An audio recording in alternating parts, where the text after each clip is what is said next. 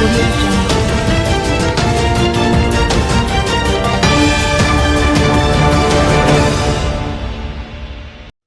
Woman charged in death of Digicel employee found in barrel. The police have made a breakthrough in the killing of Digicel Jamaica employee, whose body was found in a barrel last month after he was reported missing. 3 women have been charged in connection with the killing, others in custody, and the police are seeking several more suspects.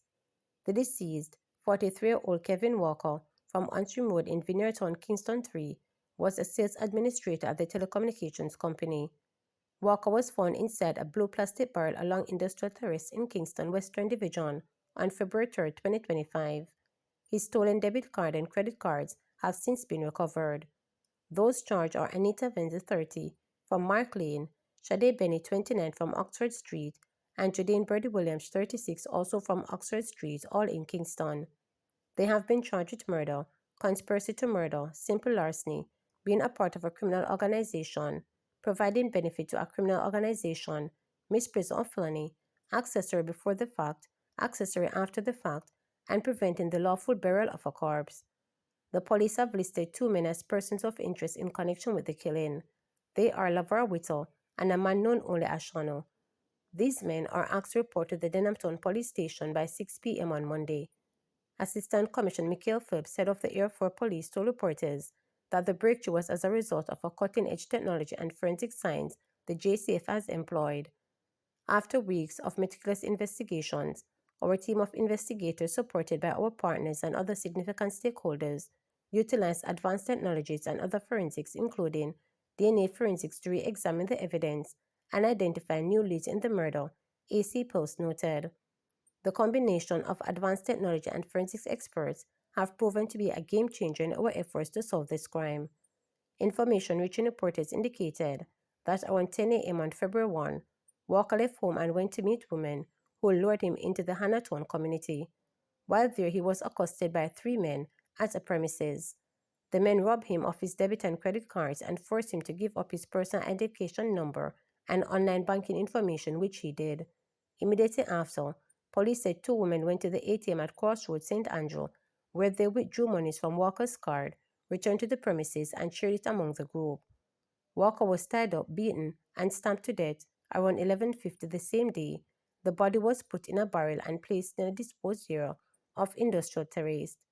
On Sunday, February 2, 2025, a missing person report was made at the Vineyardtown Police Station for Walker. The body was found the following day, but was not immediately identified due to its advanced stage of decomposition. It was identified a few days later. A post-mortem conducted on February 16 concluded that death was as a result of deep throat cutting.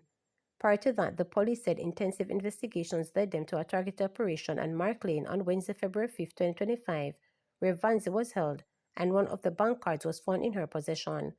Subsequent operation led to the arrest of the other 2 women. They were all charged following a ruling from the Office of the Director of Public Prosecutions, ODDP. The ACP praised those involved in investigating the murder.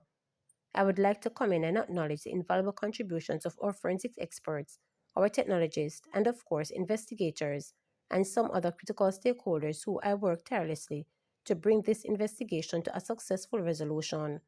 This achievement again demonstrates the JCF's commitment to leverage innovative technologies and other techniques to drive justice and put our communities safe, he noted. Escapee capture after gunfire with police in St. Mary. A high-level operation in Wood Park, Gale, St. Mary, led to the capture of Nolan Atkinson, an escapee from the Arcabisa police station. Atkinson was apprehended on Friday by a team led by Deputy Superintendent of Police Kenil Beale during a snap-targeted raid individuals suspected of harboring fugitives. Head of the St. Mary Police Division Senior Superintendent Anthony Wallace detailed the dramatic confrontation. During the operation, 2 men who were at the premises attempted to flee. One of the men then brandished what appeared to be a firearm and opened gunfire in the direction of the officers, Wallace noted. He added that the police took evasive action and returned fire. The suspects then reportedly fled into nearby bushes, where they encountered another police team.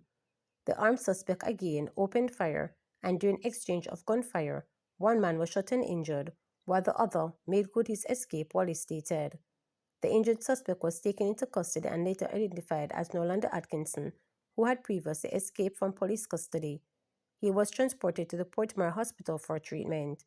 A search of a bag recovered from Atkinson led to the discovery of 3 live 9mm rounds, one cellular phone, 2 electronic devices suspected to be used in the theft of motor vehicles. Search continues for a second suspect. The police are searching for the second suspect who managed to escape. Export expansion, one of the strategic priorities for Agriculture Fisheries Ministry.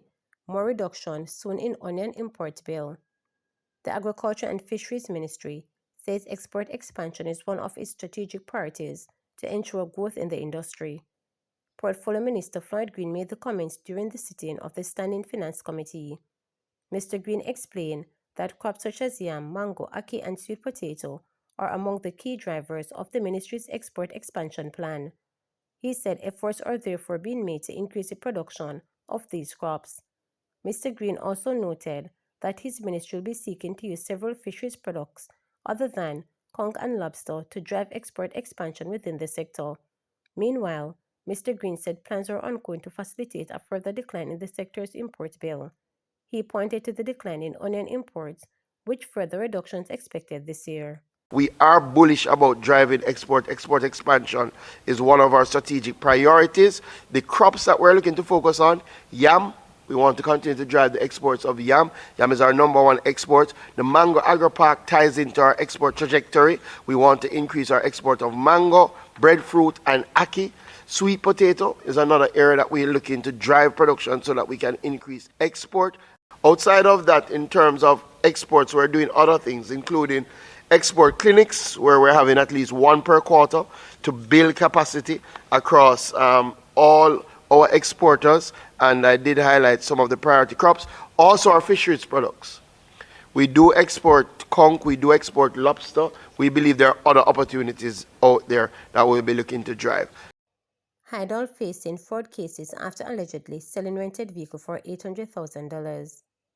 A man who allegedly rented a vehicle and then sold it for $800,000 is now facing multiple fraud charges in relation to the incident.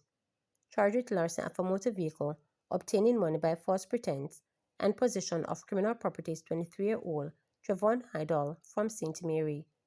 It is alleged that on January 30, Hydol rented a motor vehicle and drove the car to Portmore, St. Catherine, where he sold the vehicle to a man for $800,000. He reportedly collected a partial payment of $400,000 to provide the documents for the vehicle. The police said the vehicle was struck and found in the possession of a man who informed officers of the transaction he made with Hydol. Investigations led to Hydol's subsequent arrest. He is set to appear in court on Thursday, March 13, 2025. Remember to subscribe, like, share, and click the notification bell for daily updates.